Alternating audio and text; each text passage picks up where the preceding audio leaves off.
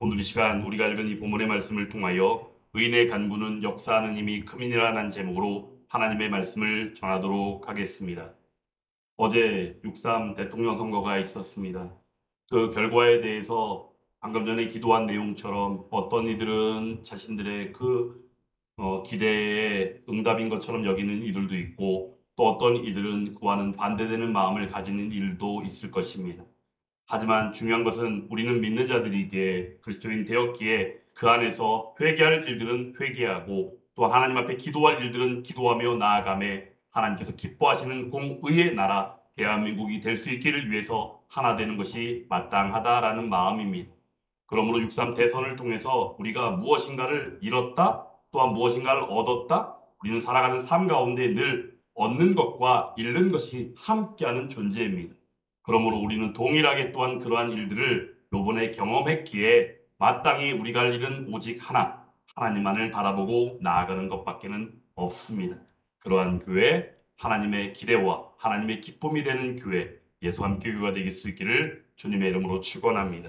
오늘 본문은 우리에게 있어서 고난이라든가 질병의 문제, 그리고 또 나아가서 죄의 문제, 그리고 죄에 대해서 회개하고 그 안에서 또한 회복함에 있어서 우리가 경험하는 인생의 주요한 상황들 가운데에서 마땅히 하나님의 백성이라면 어떻게 살아야 할까에 대한 질문에 대해 우리에게 답을 해주시는 내용입니다.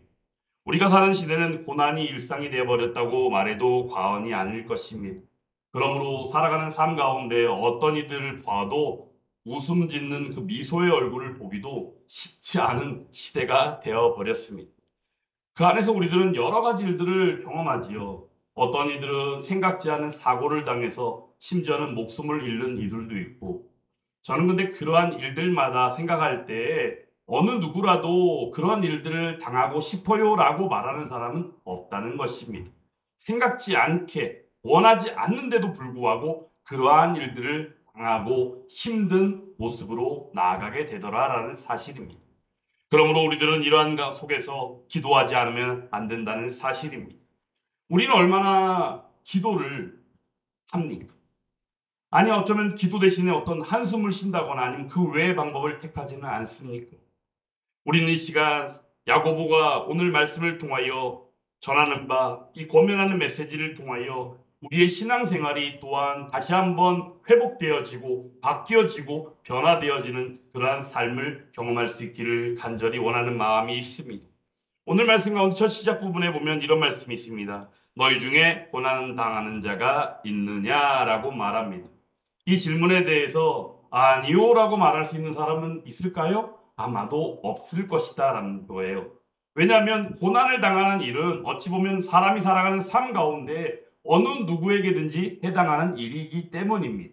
하지만 그 고난이 어떤 이는 너무나도 감당하기 버거운 고난이고 어떤 이는 그 고난이 그냥 쉽게 넘길 수 있는 고난이기 때문에 서로 맞닥뜨리는 상황과 여러 가지가 다를 뿐 고난에 대한 문제만큼은 우리 인간이 살아가는 삶 가운데 공통된 문제임을 우리는 부정할 수 없다는 사실입니다.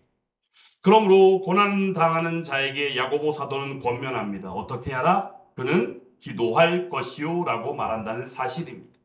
그런데 여기서 이 기도에 대해서 우리가 또렷하게 그 이유, 또 내용을 분명하게 알 필요가 있다는 사실입니다. 기도는 어찌 보면 고난의 탈출구처럼 여겨집니다. 기도하면 그 고난에서 벗어나는 것처럼 여기기 때문이지.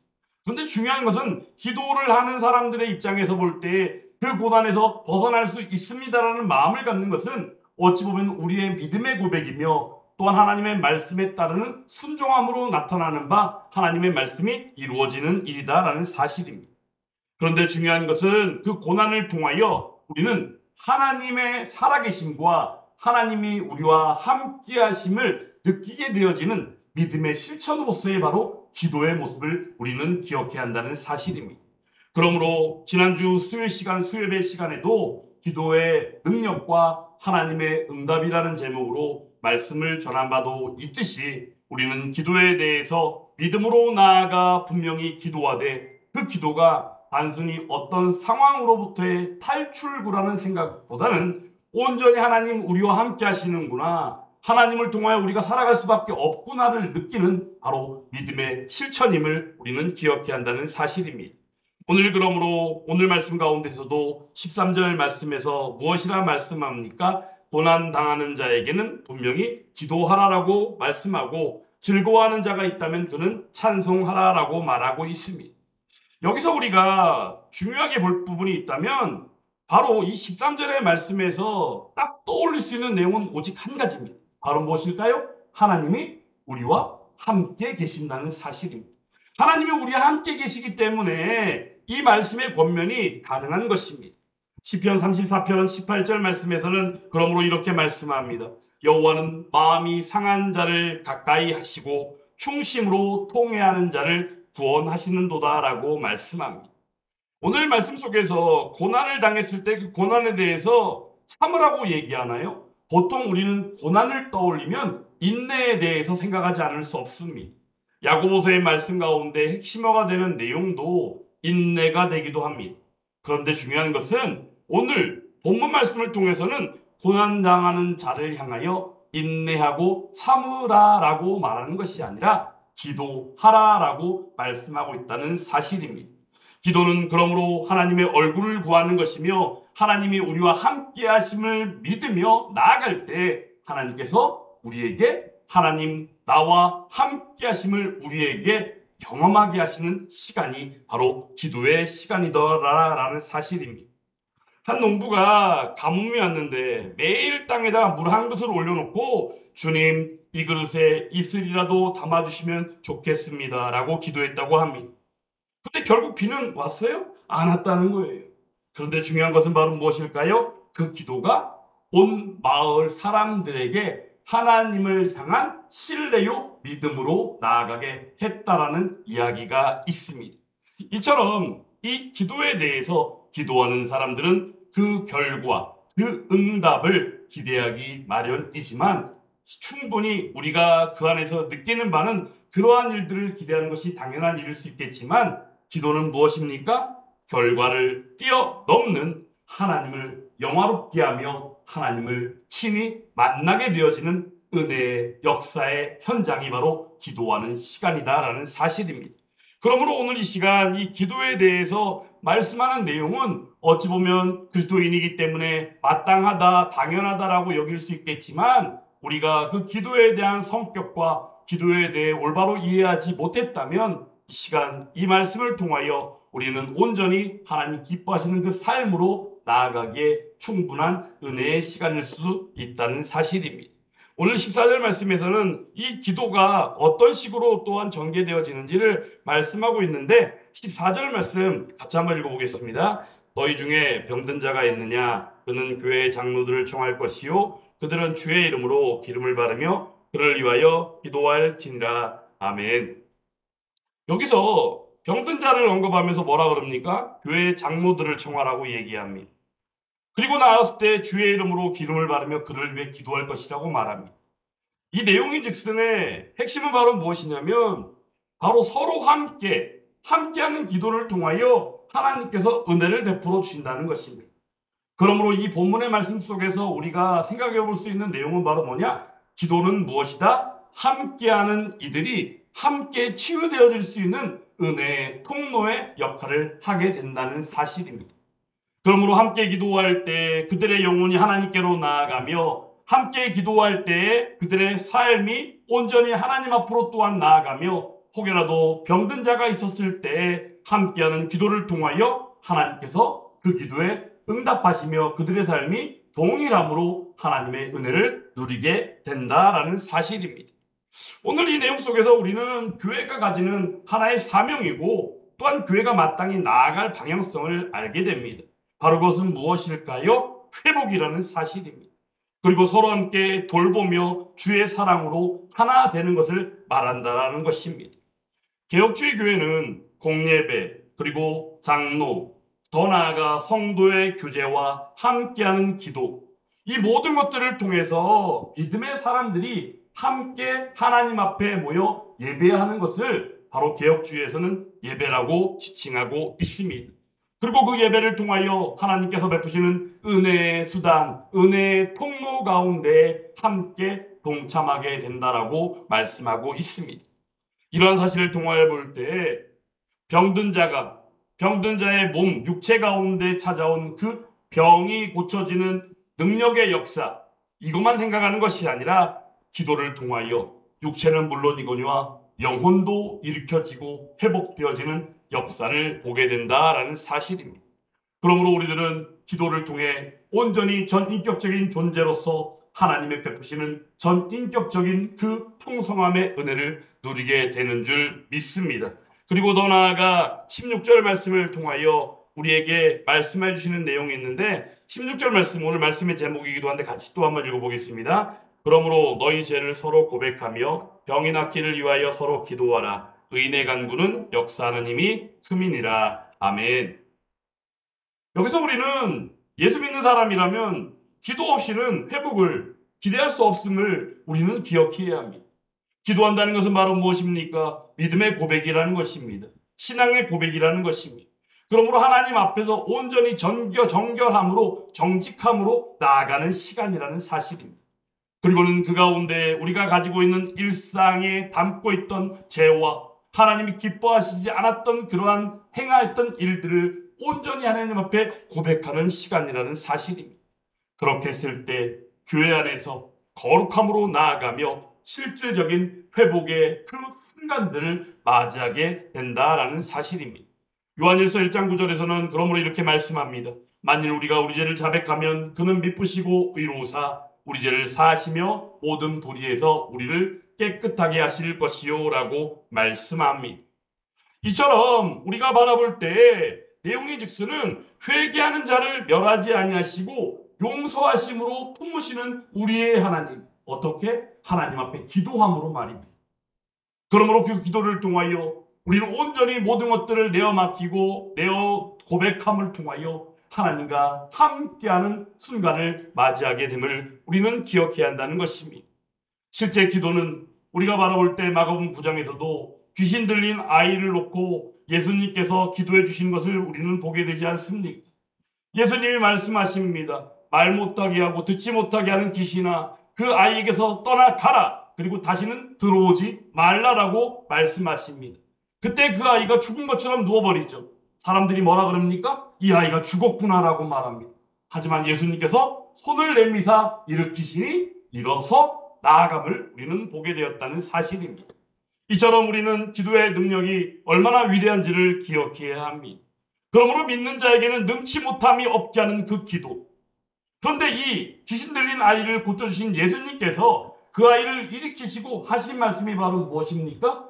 기도 외에는 이런 종류의 것들이 나갈 수 없느니라라고 말씀하셨다는 사실입니다.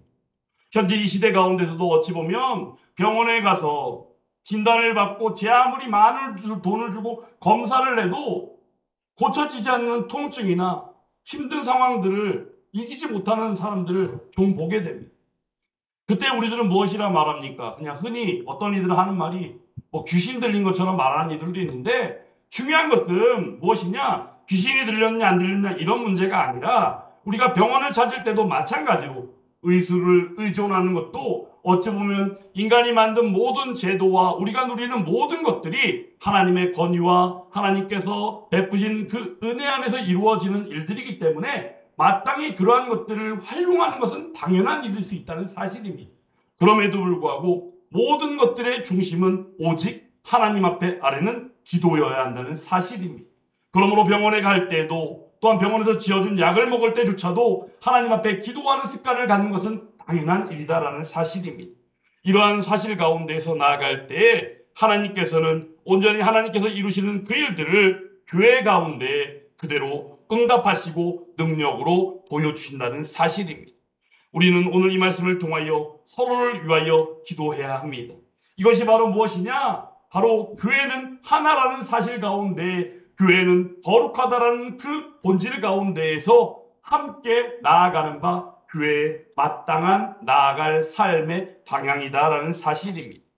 오늘 의인의 간구는 역사하는 힘이 크다라고 말합니다. 여기서 말하는 의인은 과연 누굴까요? 이 세상을 살아가는 가운데 의인은 있을 수 있습니까?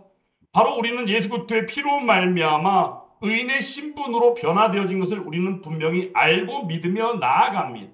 그럼에도 우리는 완전한 의인은 아니라는 사실입니다. 그럼에도 불구하고 여기서 말하는 의인의 간구는 무엇을 의미하는 것일까?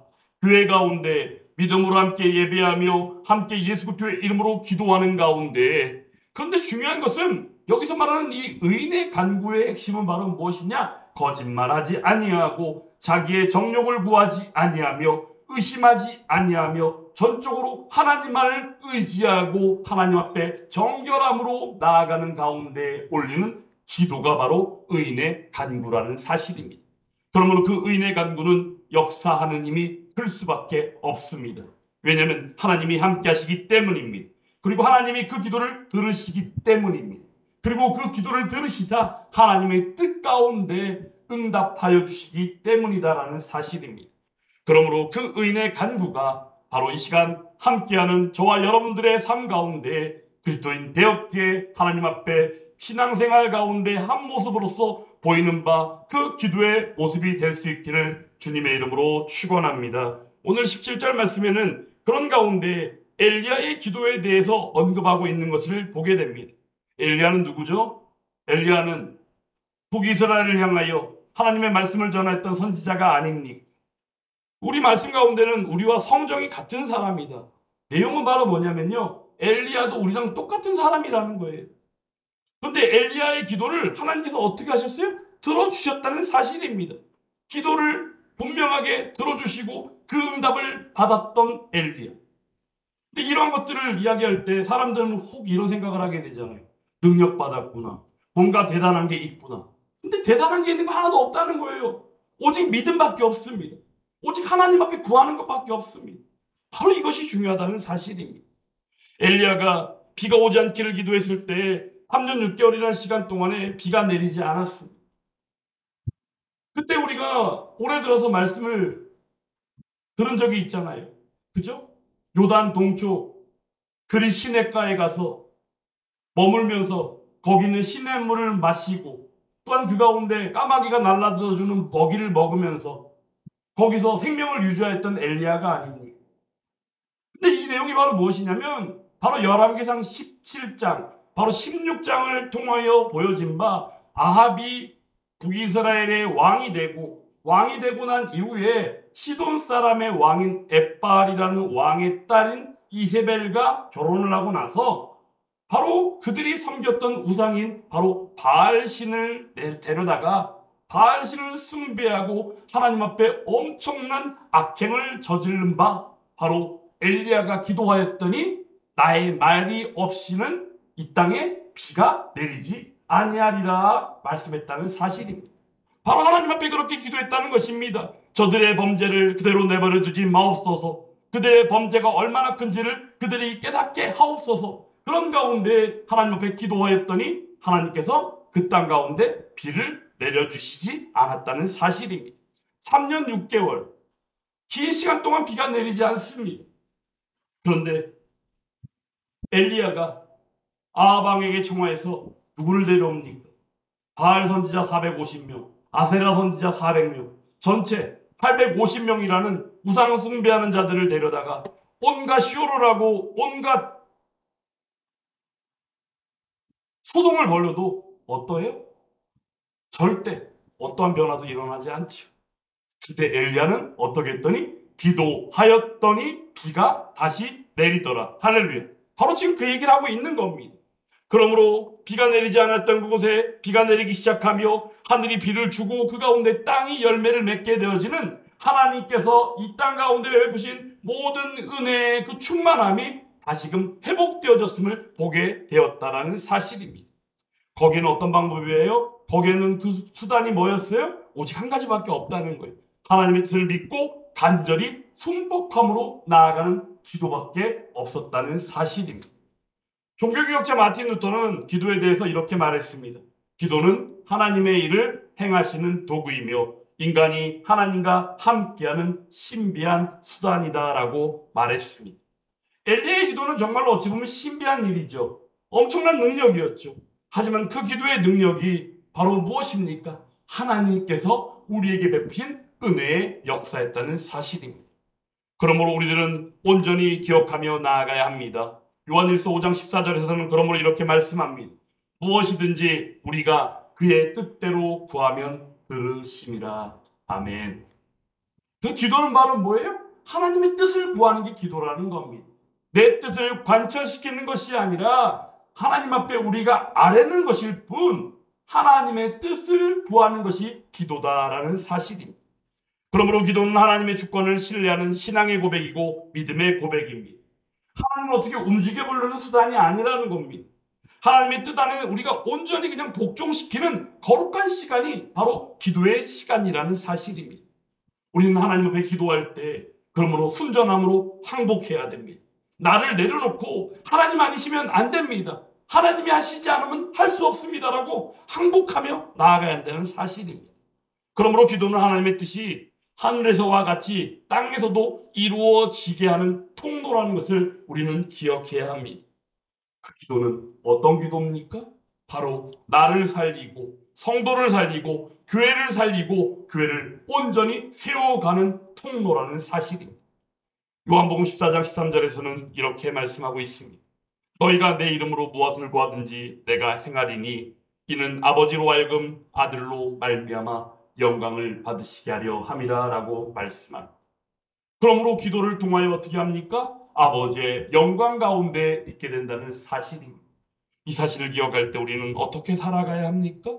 고난 중에도 어떤 고난 중에도 하나님을 향한 기도와 또한 그 가운데 온전히 무릎이 회복되어야 한다는 사실입니다.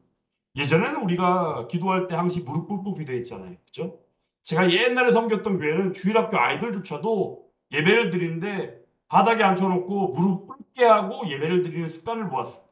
정말 대단하다 여겼던 적이었어요. 근데 그 아이들이 자라니까 기도하는 습관 하나만큼은 확실하더라고요. 그러므로 하나님을 향한 기도에 그 무릎이 회복되어질 수 있기를 간절히 원합니다. 교회 안에서 또한 서로를 위한 도고기도, 함께하는 기도가 회복되어져야 한다는 사실입니다. 그리고 기도할 때 우리는 죄를 숨겨서는 안 됩니다. 온전히 고백하고 나아가야 합니다. 그때 회개가 일어날 수 있습니다. 그리고는 정결함으로 나아가게 되는 줄 믿습니다. 그때 하나님의 뜻을 따르고 간절히 기도하는 믿음의 백성, 그 삶이 바로 그들의 삶이 될 수 있다는 사실입니다.